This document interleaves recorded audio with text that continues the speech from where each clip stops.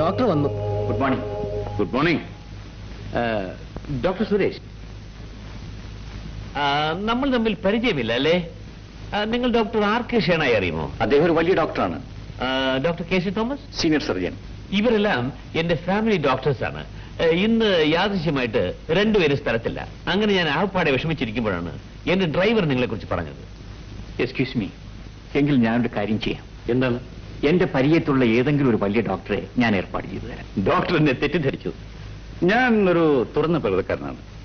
ഒന്നും മറച്ചു വെച്ച് സംസാരിക്കുന്നത് എനിക്കിഷ്ടമല്ല.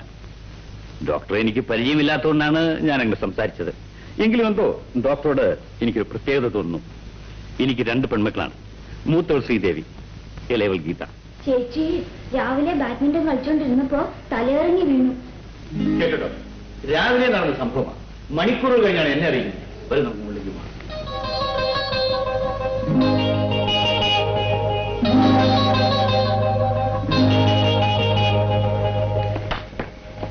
ഡോക്ടർ, ഇതാണ് ഡോക്ടർ, എന്റെ മകൾ.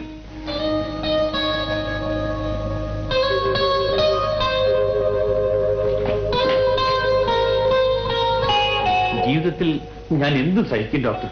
പക്ഷേ എന്റെ കുഞ്ഞുങ്ങൾക്കൊരു ജലദോഷമാണെന്ന് കേട്ടാൽ ഞാൻ ആകെ തളർന്നു പോകും.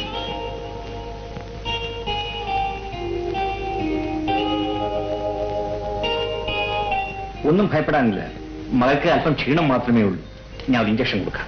ഇഞ്ചക്ഷൻ വേണ്ട ഡോക്ടർ, അവൾക്ക് വേദന എടുക്കും. ഇപ്പൊ മറ്റെന്തെങ്കിലും മരുന്ന് കൊടുത്താൽ. അച്ഛാ,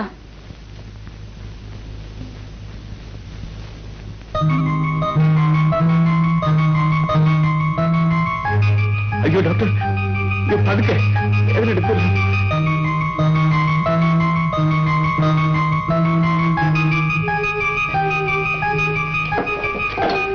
ഞാനൊരു മരുന്ന് എഴുതിത്തരാം, അത് വാങ്ങിക്കൊടുത്തേച്ചാൽ മതി.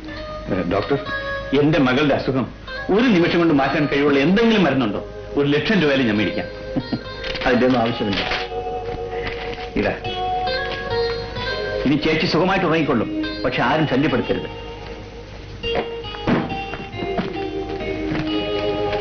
അപ്പൊ ഞാൻ വരട്ടെ. ശരി. ഡോക്ടർ, അവൾ ഉണരുമ്പോൾ ആഹാരം എന്ത് കൊടുക്കാം? ബോൺവിറ്റായോ ഹോർലിക്സോ? പൊടിയരി ഉണ്ടെങ്കിൽ അല്പം കഞ്ഞി വെച്ച് കൊടുത്താൽ മതി.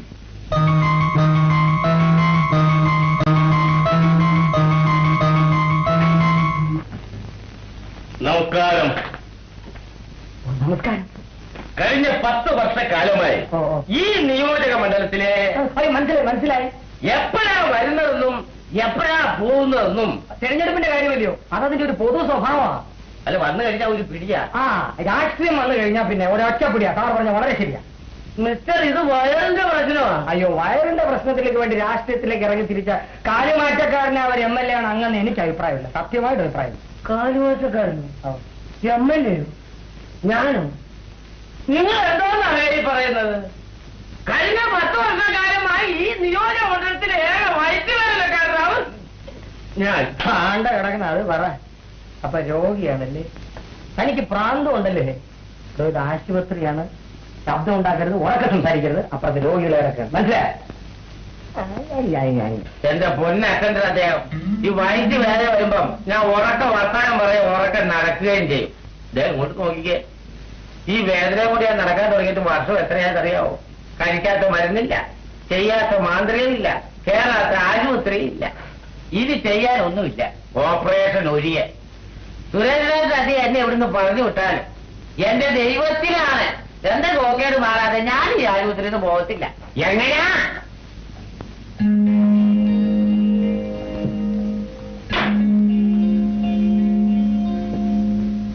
ഡോക്ടർ, 35-ാം നമ്പർ ബെഡിലെ രോഗിയുടെ കേസ് ഷീറ്റ്. ഈ രോഗി ഡോക്ടറെ കാണാൻ പോകും. പോകുമ്പോ എന്നെ ഒന്ന് കണ്ടിട്ട് പോണം. അടുത്ത് വരും. ഛർദിൽ ഓർക്കാനും മറ്റുണ്ടോ? ഉണ്ടോന്നോ? 7 പ്രാവശ്യമാണ്. 7 പ്രാവശ്യം. ഇവരൊന്നുമല്ല, എന്നെയാണ് തിരുവനായി കൊണ്ടുപോയ ഛർദിപ്പിച്ചത്. എങ്ങനാ? ഈ സുഖക്കേട് പിടിപെട്ട് വളരെക്കാലമായതുകൊണ്ട് ഭേദമാകാൻ അല്പം താമസിക്കും. തൽക്കാലം ഞാൻ ഒരു മരുന്ന് എഴുതിയിട്ട് അത് കഴിക്കുക. പിന്നെ ചിലപ്പോ ഒരു ഓപ്പറേഷൻ വേണ്ടി വരും. അതുവരെ കൃത്യമായി വീട്ടിൽ നിന്ന് ഈ മരുന്ന് കഴിക്കണം. അയ്യോ, അങ്ങനെ പറഞ്ഞാൽ പറ്റത്തില്ല. ഞാൻ പോകാനായിട്ട് വന്നതല്ല. ഡോക്ടർ എന്നെ ഇവിടെ കിടത്തി ചികിത്സിക്കണം. അങ്ങനെ അറിയാൻ പാടില്ല. ഇതാ അവൻ വന്നാലുണ്ടല്ലോ മറ്റവൻ ബൈക്ക് വേദന എന്നെ കൊണ്ടേ അങ്ങ് പോകത്തുള്ളൂ. അതുപോലെ തന്നെ ഓപ്പറേഷൻ അത് ഞാൻ മരിച്ചാലും സമ്മതിക്കത്തില്ല. രാഘവനെ ഇവിടെ കിടത്തി ചികിത്സിക്കേണ്ടതാണെന്ന് എനിക്കറിയാം. പക്ഷെ തൽക്കാലം ഇവിടെ ബെഡൊന്നും ഒഴിവില്ല. ഒഴിവരുമ്പോ ഞാൻ അറിയിക്കാം. ഇപ്പൊ ഈ മരുന്നുകൊണ്ട് കഴിക്കും. ബെഡ് ഒഴിവരുമ്പോ ഞാൻ അറിയിക്കും. ശരി, പോയിക്കോളൂ. ഈശ്വരാധീനം നമുക്കുണ്ടച്ച. അതല്ല മോളെ, ആദ്യം ഞാനും വല്ലാതെ സംഭ്രമിച്ചു പോയി. ഡോക്ടർ സുരേഷിനെ കുറിച്ച് എനിക്ക് അത്ര വലിയ വിശ്വാസമൊന്നുമില്ലായിരുന്നു. പിന്നെ ഞാൻ നമ്മുടെ ഡോക്ടർ RK ഷേനായി ഫോണിൽ കോൺടാക്ട് ചെയ്തു. ലേറ്റസ്റ്റ് മരുന്നുകളൊക്കെയാണ് എഴുതി തന്നിരിക്കുന്നത് എന്ന് പറഞ്ഞതിന് ശേഷമായി എനിക്കൊരു മനസ്സമാധാനമായത്. പിന്നെ സുരേഷിനെ കുറിച്ച് ഡോക്ടർ ഷേനായി നല്ല അഭിപ്രായം പറഞ്ഞു. അതുകൊണ്ടാ പിന്നെ അദ്ദേഹത്തിനെ വീണ്ടും വിളിപ്പിക്കാൻ ഞാൻ ഏർപ്പാട് ചെയ്തത്. അച്ഛൻ ഈ നിസ്സാര കാര്യത്തിന് ഇത്രയൊക്കെ ബഹളം ഉണ്ടാക്കി കളഞ്ഞല്ലോ. അതേ ഒരു MBBS ഡോക്ടറല്ലേ? Good morning. മോർണിംഗ്. ഞങ്ങൾ ഡോക്ടറെ സംസാരിച്ചുകൊണ്ടിരിക്കുകയായിരുന്നു. ശ്രീദേവിക്ക് ഇപ്പൊ എങ്ങനെയിരിക്കുന്നു? ചേച്ചിക്കിപ്പോ കുറവുണ്ട്. അത് അനിയത്തിക്ക് എങ്ങനെ മനസ്സിലായി? ചേച്ചി ഒരു പ്രത്യേക ടൈപ്പാ. ആരോടും അധികം സംസാരിക്കാറില്ല. ആംഗ്യം കാണിച്ച് സംസാരം കുറയ്ക്കാമെന്നെ പരമാവധി കുറയ്ക്കുകയും ചെയ്യും. ഇപ്പോഴാണോ സംഭവിച്ചത്?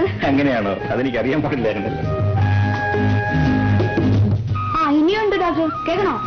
ചേച്ചി രാവിലെ എഴുന്നേക്കുമ്പോ തന്നെ തീരുമാനിക്കും ഇന്ന് എത്ര വാക്ക് സംസാരിക്കണമെന്ന്. അതിൽ കുറയുന്നതല്ലാതെ ഒരക്ഷരം പോലും കൂടത്തില്ല. അതേതായാലും നല്ല സ്വഭാവമാണ്.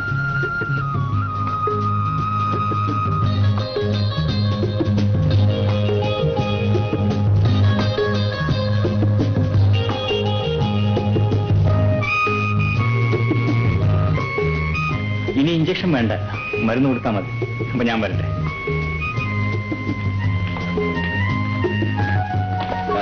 ഡോക്ടർ സുരേഷ്, എക്സ്ക്യൂസ് മീ, ഇതെന്റെ സന്തോഷം. No thanks.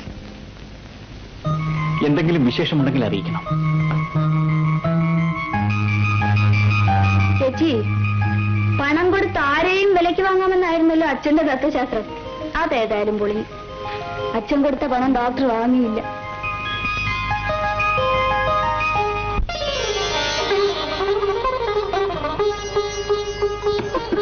Good evening doctor. Good evening.